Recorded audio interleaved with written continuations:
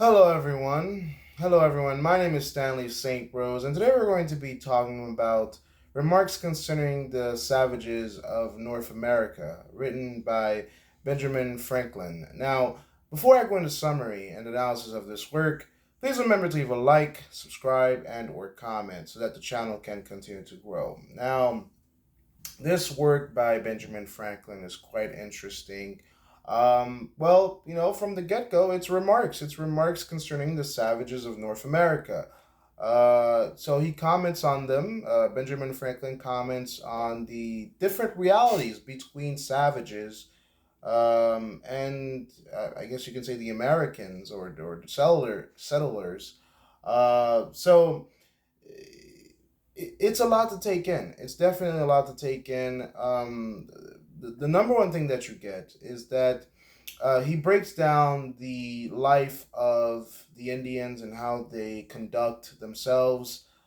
He tells us that from an early age the men hunt. The kids, the young men, the in their teens, 20s. The young men, they pretty much they hunt for food. They're very strong. The women, they stay, I guess you could say, at home, and they take care of the camp. They take care of the camp. They take care of everything that needs to be done at home. And the old men, they lead. They have the wisdom that they've been around for a long time. So the wisdom that they have, they use to help their tribe, to help their people. Speaking, being an orator, being someone who can speak out loud, clearly, for people to hear is very important. And so, if you can speak well within Indian tribes, you'll go far, and people will want to listen to you. They want to listen to your speeches. So that's quite very important. And Franklin here, he tells us about that. And so the Indians, or the savages as he calls them here, they have lots of hospitality. They treat each other with kindness. It's not always about money. They do trade, they do conduct business. But if someone is starving, if someone is hungry, if someone is wet, they will treat that person with kindness and compassion.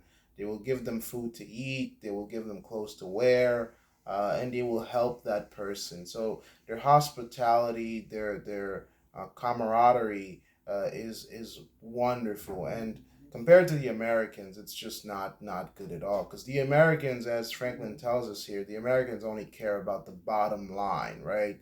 They only care about the dollar bills, the money. And so if there's an Indian that's hungry, that's wet, that's starving, yeah, the Americans are not going to help them out. They're gonna the first thing they're gonna ask, oh, if you want help, you have to bring out the money. You have to show us the money. And that says a lot about American culture, even to this day. When you think about American culture to this day, most people, they want to see the money before they can give you any help.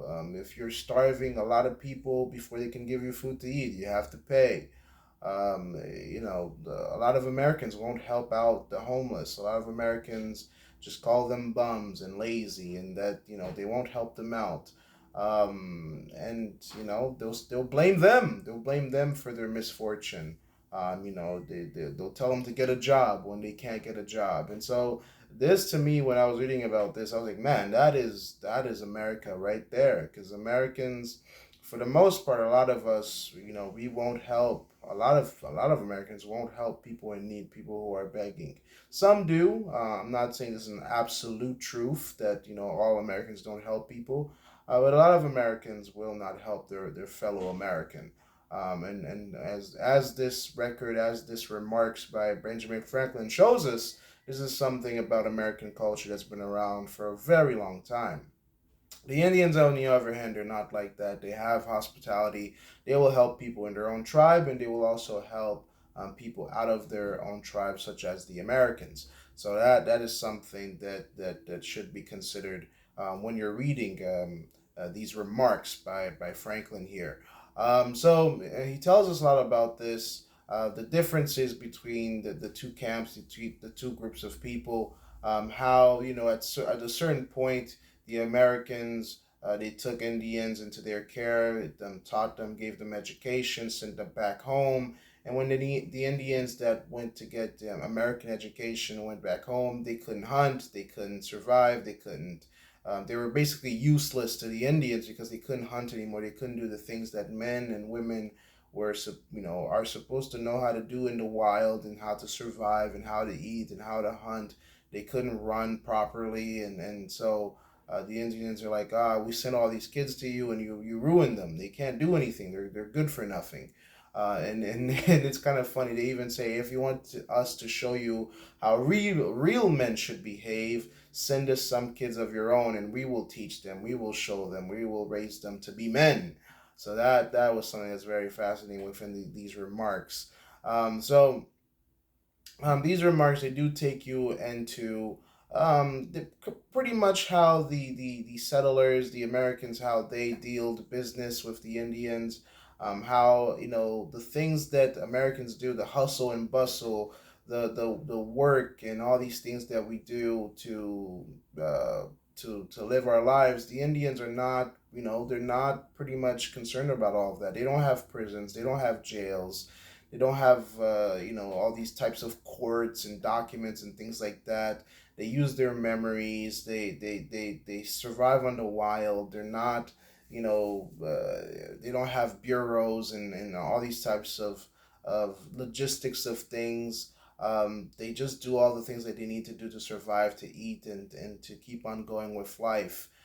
So um, their manners are different. The way that they behave are different. So Franklin here, he takes some time to kind of like break piece by piece, and really break down the differences between how Americans, how settlers behave, and how Indians behave.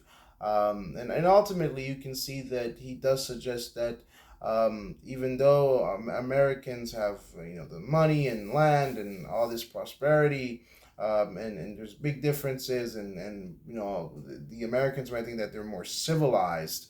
Really, the Indians might be more civilized because they're more hospitable. They're more, they have that hospitality thing about them that you would expect from a developed group of people. So they will feed strangers, they will feed the sick, they will help out people who are in need. But the Americans, the settlers, um, not absolutely are like this, but for the most part, if you don't have money, they will not help you, and that is a truth that's still part of America today. So those are the remarks. So he talks about the way that they live, the way that they hunt, their form of education with nature and hunting and surviving and food and clothes, and the different and the way that Americans teach their kids and raise their kids about how to survive. It's not, the Americans are not teaching their kids how to hunt and do things like that, like the Indians. So to them, to the Indians, the American customs are weird and unfruitful, and they can't bring about anything. And to the Americans, the Indians are savages, and they're just not right. So there's a lot to take in here in terms of deeper meaning, in terms of an analysis. There's a lot to take in here. It's a clash of culture. It's a clash of different ways of doing things, and also confusion, because sometimes the Indians will look at the Americans and will ask themselves, well, what are they doing? This makes no sense. And that's the same way that the Americans look at the Indians, and that's what they call them, savages, because their ways um, are not similar to their own. So Franklin definitely looks at that, but he also looks at, he's not just saying, oh, these Indians are savages, they're good for nothing, they're just, wild people living in the wild. He does say that there's some very good qualities about them, and their way that they treat other people and other human beings. In this work, in the remarks, I guess you can say that the Americans, the settlers here, they they look very cold and not not warming, not welcoming, very selfish, very territorial. So that's all you can take. You can take all of that from these remarks by Franklin here. But that's all I had to say about this work. Please remember to leave a like, subscribe, and or comment. and I'll see you guys in the next video.